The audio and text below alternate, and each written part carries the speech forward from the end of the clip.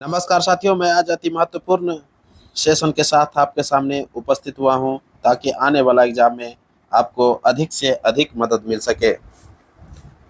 तो आने वाला जो वैकेंसीज है, जो रेलवे का, जो खास करके goods guard, technician, ALP, loco pilot, driver, इन सभी का जो वैकेंसी आ चुका है, आप सभी के लिए मददगार सिद्ध होगा। इसलिए सभी वीडियो आप देखने का प्रयास कीजिएगा। तो पहला क्वेश्चन है, व्यक्तिगत सिद्धांत किस गवर्नर ने अपनाया था? व्यक्तिगत सिद्धांत जो है किस गवर्नर ने अपनाया था? तो व्यक्तिगत का सिद्धांत, इसी को डॉक्ट्रिन ऑफ लेप्स कहा जाता है। व्यक्तिगत का सिद्धांत को क्या बोला जाता है? डॉक्ट्रिन ऑफ लेप्स कहा जाता है। इसका जो रूल अपनाया था, डलहौजी अपनाया था। कौन अपनाया था? डलहौजी। ऑप्शन क्या हो जाएगा? ए हो जाएगा। क्लियर? डलहौजी। इसके तहत सर्वप्रथम जो है, व्यक्तिगत सिद्धांत के तहत सर्वप्रथम जो है सतारा को, इसी को हड़प नीति भी कहा जाता है। इसी के साथ जो है सतारा को सबसे पहले बार हड़पा था 1848 ईस्वी में। उसके बाद जैतपुर, बुंदेलखंड, संभलपुर, बघाट, झांसी, नागपुर, अवध, ये सभी को जो है हड़प लिया था। क्लियर? जैसे कि अवध को भी कुशासन का आरोप लगा करके क्या किया था? कुशासन का आरोप लगाया था 1856 ईस्वी में, और अवध को क्या किया था? ब्रिटिश साम्राज्य में मिला लिया था डलहौजी। क्लियर? तो इस तरह से जो है पूर्ण रूपेण जो व्यक्तिगत सिद्धांत था, डॉक्ट्रिन ऑफ लेप्स, वो हड़प नीति पर आधारित था, जो कि पहला शिकार सतारा हुआ था। क्लियर? नेक्स्ट क्वेश्चन है, अवध का संस्थापक कौन था? अवध का संस्थापक कौन था? तो अवध जो था, अवध का संस्थापक ये शहादत खान थे। कौन थे? शहादत खान थे। ऑप्शन ए हो जाएगा। जबकि अंतिम नवाब जो अवध का था, बाजिद अली शाह था। अंतिम नवाब कौन था? बाजिद अली शाह। बाजिद अली शाह के को ही कुशासन का आरोप लगा दिया था 1856 ईस्वी में, और इसको क्या किया था? ब्रिटिश के अधीन कर लिया था। क्लियर? तो बाजिद अली शाह जो थे, ये अंतिम नवाब थे अवध के। क्लियर? नेक्स्ट क्वेश्चन है, रविवार की छुट्टी का शुरुआत, रविवार की छुट्टी का शुरुआत किसके समय शुरू हुआ था? रविवार का जो छुट्टी का शुरुआत हुआ था 1843 ईस्वी में हुआ था, सभी लोग जानते हैं। और उस समय जो थे, एलन बरो का शासन चल रहा था। उस समय कौन, किसका शासन चल रहा था भारत में? एलन बरो थे। और एलन बरो का जो शासन काल था 1842 ईस्वी से 44 ईस्वी के मध्य था, और 1843 में रविवार के दिन छुट्टी का घोषणा एलन बरो ही किया था। क्लियर? नेक्स्ट क्वेश्चन है, इसी तरह ऑकलैंड का शासनकाल जो था 1836 से 42 तक था। ऑकलैंड का शासन 1836 से 42 तक था। 42 में एलन बरो आ गया और 44 तक रहा। फिर 44 में लॉर्ड हार्डिंग आ जाता है, जो कि 48 तक रहता है। और 48 में जो है कौन आ जाता है? वही डलहौजी आ जाता है, जो कि 56 तक रहता है। तो इस तरह से आप वहाँ पर फिर आ जाता है, कैनिंग आ जाता है। फिर 1857 की क्रांति शुरू हो जाता है। फिर इसका इतिहास आगे बढ़ते रहता है। क्लियर? नेक्स्ट क्वेश्चन है, बंगाल का प्रथम गवर्नर जनरल कौन था? बंगाल का प्रथम गवर्नर जनरल कौन था? तो बंगाल का जो प्रथम गवर्नर जनरल था, वो वारेन हेस्टिंग थे। कौन थे? वारेन हेस्टिंग थे। ऑप्शन बी हो जाएगा। बंगाल का प्रथम गवर्नर जनरल कौन थे? वारेन हेस्टिंग थे। और भारत का प्रथम गवर्नर जनरल अगर पूछ देगा तो लॉर्ड विलियम बेंटिक हो जाएगा। क्लियर? भारत का प्रथम गवर्नर जनरल अगर पूछे तो लॉर्ड विलियम बेंटिक हो जाएगा। जबकि बंगाल का प्रथम गवर्नर जनरल पूछ दे तो वारेन हेस्टिंग हो जाएगा। क्लियर? और भारत का अंतिम गवर्नर जनरल पूछे, भारत का अंतिम गवर्नर जनरल पूछ दे तो लॉर्ड कैनिंग हो जाएगा, और प्रथम वायसराय बन भी जाता है। उसी समय क्या होता है? गवर्नर जनरल पद का समाप्त कर देता है, और वायसराय पद का एक नया सृजन होता है। इसीलिए लॉर्ड कैनिंग जो है भारत का अंतिम गवर्नर जनरल एवं प्रथम वायसराय बन करके सामने आता है। क्लियर? नेक्स्ट क्वेश्चन है, किन जनजातियों में, मरियाह प्रथा, मानव बलि प्रथा का प्रचलन था? किन जनजातियों में जो है मरिया प्रथा, मानव बलि प्रथा का प्रचलन था, तो कंध जनजाति में था। कौन सा जनजाति में था? कंध जनजाति में था। मानव बलि का इसमें जो था प्रथा था, और ये कंध जनजाति जो है उड़ीसा में पाया जाता था। कहाँ पाया जाता था? उड़ीसा में पाया जाता था। यहाँ मानव बलि का प्रथा चलता था। क्लियर? किस जनजाति में? कंध जनजाति में। क्लियर? नेक्स्ट क्वेश्चन है, कौन सा विद्रोह बिहार में हुआ था? देखिए, कौन सा विद्रोह बिहार में हुआ था? तो सभी लोग जानते हैं, ताना भगत आंदोलन जो हुआ था 1914 में हुआ था। जब प्रथम विश्व युद्ध प्रारंभ हुआ था तो उसी समय ताना भगत आंदोलन भी चल रहा था, जतरा भगत के नेतृत्व में चल रहा था। तो ये बिहार में ही चल रहा था। ये सही हो गया। ताना भगत आंदोलन जो है बिहार में ही चला था, जो कि 1914 में प्रारंभ हुआ था, जतरा भगत के नेतृत्व में।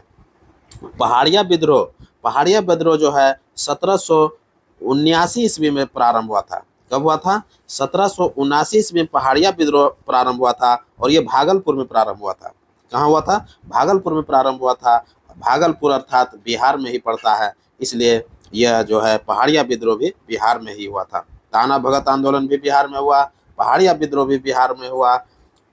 और पहाड़िया विद्रोह का जो नेतृत्व कर रहे थे तिलका मांझी कर रहे थे। कौन कर रहे थे? तिलका मांझी कर रहे थे। और तिलका मांझी का जो है अभी भी भागलपुर में तिलका मांझी यूनिवर्सिटी के रूप में विश्वविख्यात है। तो इस तरह से आप जान सकते हैं। सन्यासी विद्रोह, तीसरा है सन्यासी विद्रोह। सन्यासी विद्रोह जो थे ये कब हुआ था? 1760 से 1800 ईस्वी के मध्य हुआ था। सन्यासी विद्रोह बिहार और बंगाल दोनों में हुआ था।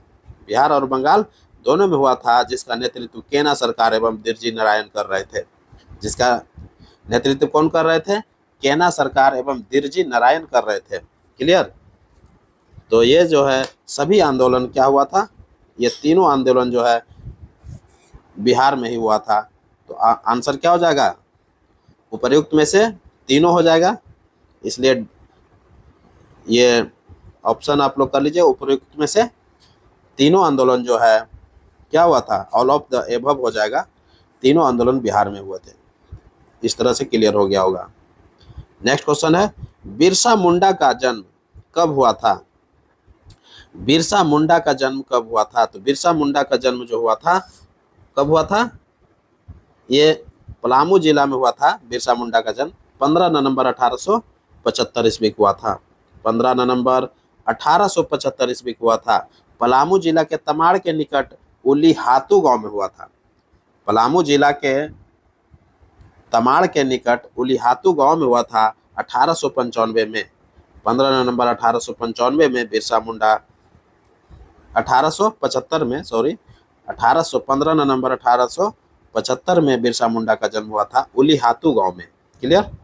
और 1895 में बिरसा मुंडा जो है अपने आप को ईश्वर का दूत घोषित किया था। 1895 में क्या किया था? अपने आप को ईश्वर का दूत घोषित किया था। तो इस तरह से आप क्लियर हो गए होंगे। और 1900 ईस्वी में इनकी मृत्यु जो हो जाती है, कहाँ हो जाती है? रांची के जेल में हैजा के कारण मृत्यु हो जाता है। क्लियर? नेक्स्ट क्वेश्चन है, कैबिनेट मिशन 1946 के सदस्य कौन नहीं थे? कैबिनेट मिशन 1946 के सदस्य कौन नहीं थे? तो नहीं की चर्चा कर रहा है, देख लेते हैं ऑप्शन। स्टीफोर्ड क्रिप्स ये कैबिनेट मिशन का सदस्य था, बिल्कुल सही है। पेंथिक लॉरेंस ये भी कैबिनेट मिशन का सदस्य था। एबी अलेक्जेंडर ये भी कैबिनेट मिशन का सदस्य था। अर्थात ये तीनों जो है ऑप्शन कैबिनेट मिशन से संबंधित है। तो कैबिनेट मिशन के ये तीनों सदस्य थे।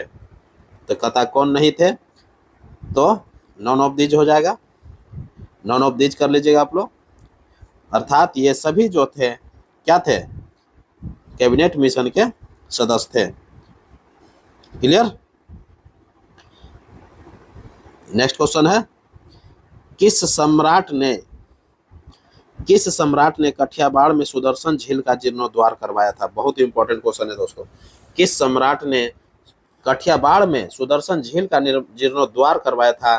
तो सुदर्शन झील का जो जीर्णोद्धार करवाया था वो कौन करवाया था? रुद्रदामन प्रथम ने करवाया था। कौन क्या था? रुद्रदामन प्रथम, ऑप्शन बी हो जाएगा। क्लियर? जबकि सुदर्शन झील का जो निर्माण किया था वो चंद्रगुप्त मौर्य के शासनकाल में हुआ था। सुदर्शन झील का जो निर्माण हुआ था चंद्रगुप्त मौर्य के शासनकाल में हुआ था। पुष्यगुप्त नामक गवर्नर ने करवाया था। क्लियर? नेक्स्ट क्वेश्चन देख लेते हैं, प्रसिद्ध कवि एवं नाटककार राजशेखर किस प्रतिहार राजा के दरबार में रहते थे? प्रसिद्ध कवि एवं नाटककार राजशेखर किस प्रतिहार राजा के दरबार में रहते थे? तो महेंद्र पाल हो जाएगा। कौन हो जाएगा? महेंद्र पाल हो जाएगा, ऑप्शन सी हो जाएगा। नेक्स्ट क्वेश्चन है, प्राचीन काल में कमकार शब्द किससे संबंधित थे? प्राचीन काल में कमकार शब्द जो है किससे संबंधित थे? तो भूमिहीन खेतिहर मजदूरों से संबंधित था। भूमिहीन खेतिहर मजदूरों से संबंधित था, ऑप्शन बी हो जाएगा। नेक्स्ट क्वेश्चन है, कंदरिया महादेव मंदिर का निर्माण 999 ईस्वी में किसने करवाया था?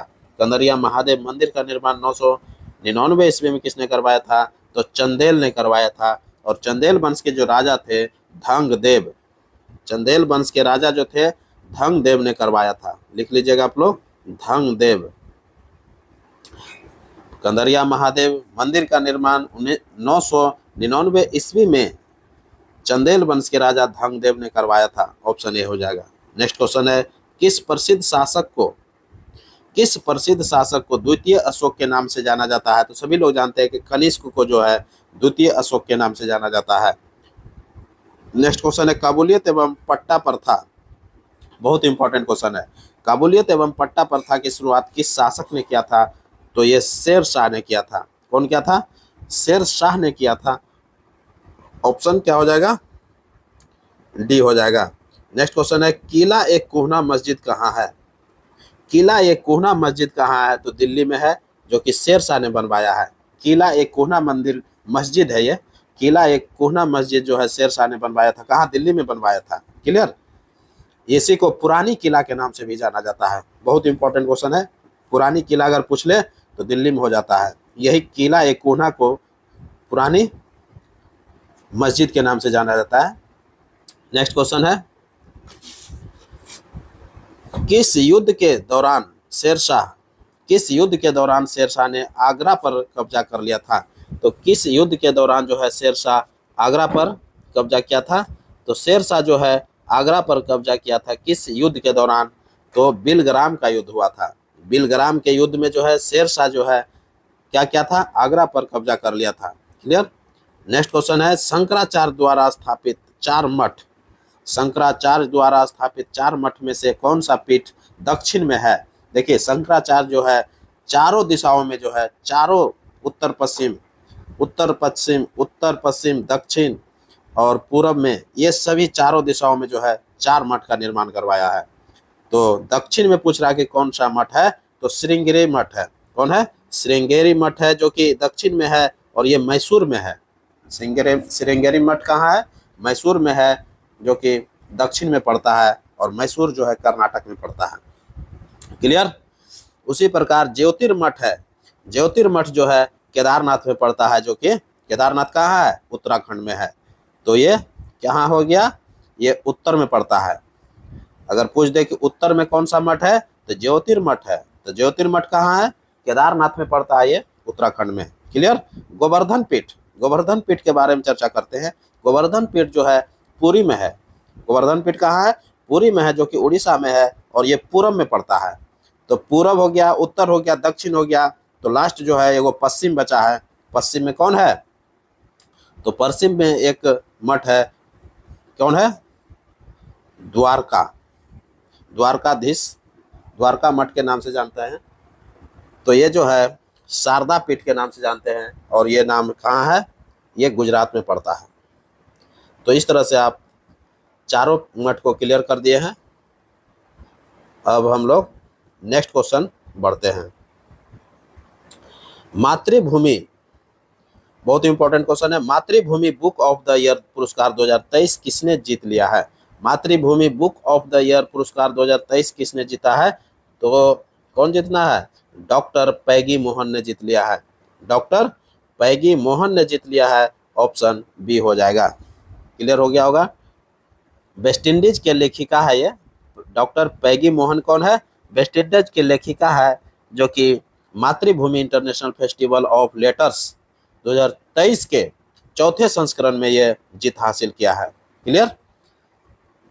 नेक्स्ट क्वेश्चन है, जिंदगी के बाद भी, बहुत ही इंपॉर्टेंट टैग लाइन है, जिंदगी के साथ भी, जिंदगी के बाद भी। यह टैग लाइन है। यह क्या है? टैग लाइन है। किसका है? तो ये LIC का है। किसका है? लाइफ इंश्योरेंस का है, LIC का है। भारतीय जीवन बीमा रेखा निगम होता है, भारतीय जीवन बीमा निगम। तो ये जो है भारतीय बीमा जीवन निगम जो है, इसी का ये टैगलाइन है। क्या टैगलाइन है? जिंदगी के साथ भी, जिंदगी के बाद भी। क्लियर?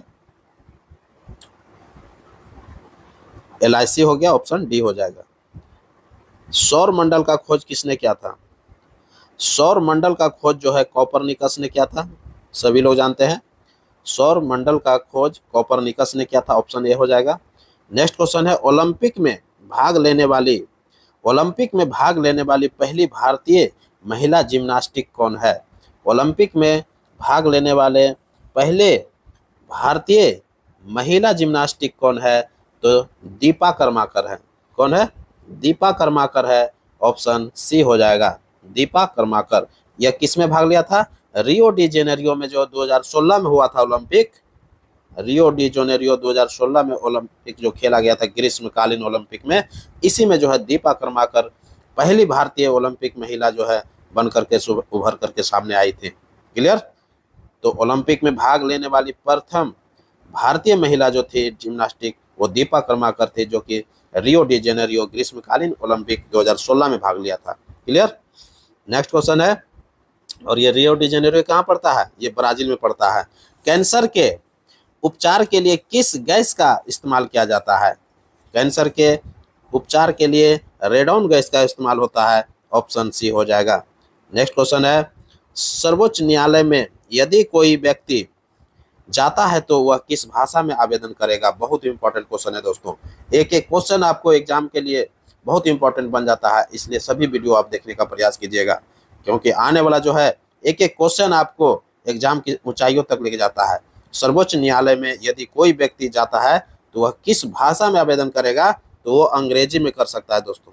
किस में करेगा? वो अंग्रेजी में ही कर सकता है, ऑप्शन ए हो जाएगा। नेक्स्ट क्वेश्चन है, बुद्ध ने सर्वाधिक उपदेश दिए थे। बुद्ध ने सर्वाधिक उपदेश दिए थे, तो किसका उपदेश दिया था? पाली भाषा में दिए थे, सभी लोग जानते हैं। तो सर्वाधिक जो उपदेश दिए थे वो श्रावस्ती में दिए थे। कौशल देश की राजधानी जो थी श्रावस्ती थी, और श्रावस्ती में जो है सर्वाधिक उपदेश दिए थे। जबकि प्रथम जो उपदेश दिया था गौतम बुद्ध ने, वो सारनाथ में दिया था। ये सारनाथ जो देख रहे हैं, ये प्रथम उपदेश दिया था, जबकि सबसे ज्यादा जो उपदेश दिया था कौशल की राजधानी श्रावस्ती में दिया था। क्लियर हो गया होगा। नेक्स्ट क्वेश्चन की ओर बढ़ते हैं। संविधान के किस अनुच्छेद में कहा गया है कि प्रत्येक राज्य प्राथमिक स्तर पर मातृभाषा में शिक्षा प्रदान किए जाने के लिए पर्याप्त सुविधाएं उपलब्ध कराएगा? यह किस अनुच्छेद में चर्चा किया गया है? तो अनुच्छेद 350 में कहा गया है, ऑप्शन बी हो जाएगा। क्यों? क्योंकि अनुच्छेद 350 का को जो है कहता है भाषाई अल्पसंख्यकों से संबंधित है। यह भाषाई अल्पसंख्यकों से संबंधित बच्चों को शिक्षा के प्राथमिक चरण में मातृभाषा में शिक्षा के लिए पर्याप्त सुविधाएं प्रदान करता है। तो 350 का को किसके लिए है? अल्पसंख्यकों को लिए है। यह भाषाई अल्पसंख्यकों से संबंधित है, जो कि बच्चों को शिक्षा के प्राथमिक चर्चा में क्या करता है? चरण में मातृभाषा में शिक्षा के लिए पर्याप्त सुविधाएं प्रदान करता है। तो अल्पसंख्यक वर्ग के लिए जो है प्राथमिक चरण में जो है मातृभाषा में जो शिक्षा उपलब्ध कराएगा वो अनुच्छेद 350 के को में कराएगा, जबकि सभी के लिए जो है मातृभाषा में शिक्षा उपलब्ध कराने का जो चर्चा है वो 350 में है, 350 में है। क्लियर? नेक्स्ट क्वेश्चन है,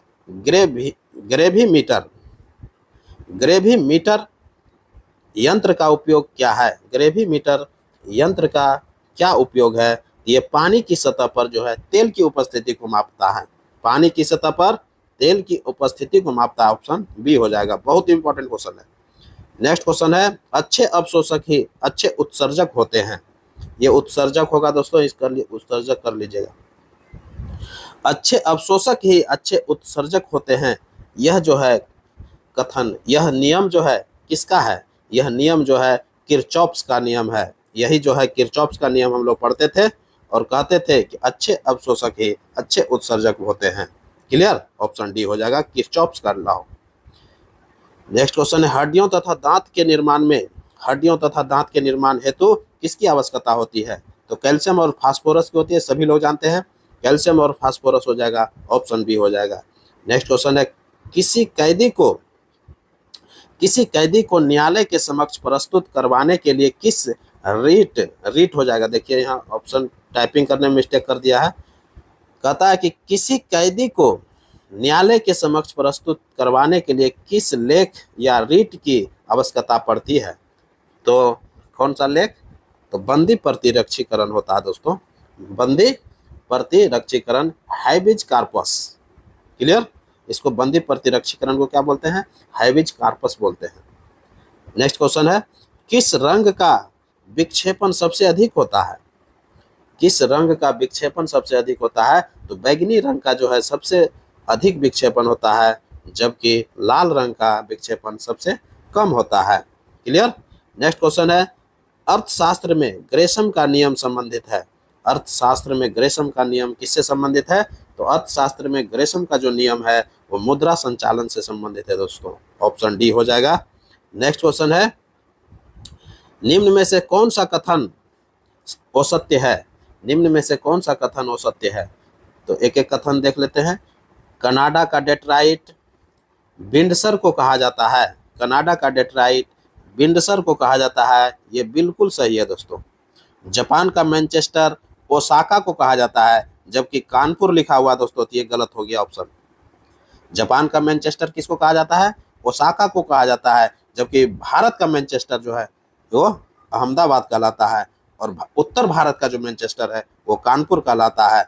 क्लियर? और दक्षिण भारत का मैनचेस्टर कोयम्बटूर को कहा जाता है, इसीलिए जो है यहाँ कानपुर दिया है, यही गलत है। तीसरा ऑप्शन है जापान का डेट्राइट नागोया को कहा जाता है, ये बिल्कुल सही है। जापान का जो डेट्राइट है वो नगोया को कहा जाता है, ये सही है। इटली का मैनचेस्टर मिलान को कहा जाता है, ये बिल्कुल सही है। तो कौन सा कथन औसत्य निकल गया? ऑप्शन बी हो जाएगा। तो जापान का मैनचेस्टर ओसाका को कहते हैं, लिख लीजिएगा। नेक्स्ट क्वेश्चन है शरीर की वृद्धि एवं शरीर की टूट फूट की मरम्मत का कार्य कौन करता है? तो शरीर का जो वृद्धि एवं शरीर की जो टूट फूट की मरम्मत का कार्य करता है वो कौन करता है? वो प्रोटीन करता है, इसलिए प्रोटीन देखिए बहुत इंपॉर्टेंट बन जाता है, ऑप्शन बी हो जाएगा। नेक्स्ट क्वेश्चन है और ये अंतिम क्वेश्चन रहेगा। कहता है कि नायर जनजाति भारत के किस राज्य में पाई जाती है? नायर जनजाति जो है भारत के केरल राज्य में पाया जाता है, ऑप्शन बी हो जाएगा। किस में पाया जाता है? केरल में पाया जाता है। तो इसी के साथ अब हमको इजाजत दीजिए, मैं पुनः एक नए वीडियो के साथ आपके सामने उपस्थित होऊंगा। तब तक के लिए पढ़िए और नेक्स्ट वीडियो का इंतजार कीजिए। एक एक वीडियो जो है आपको एग्जाम की सफलता तक ले जाएगा, इसलिए सभी वीडियो देखने का प्रयास कीजिए। इसी के साथ अब हमको इजाजत दीजिए, नमस्कार।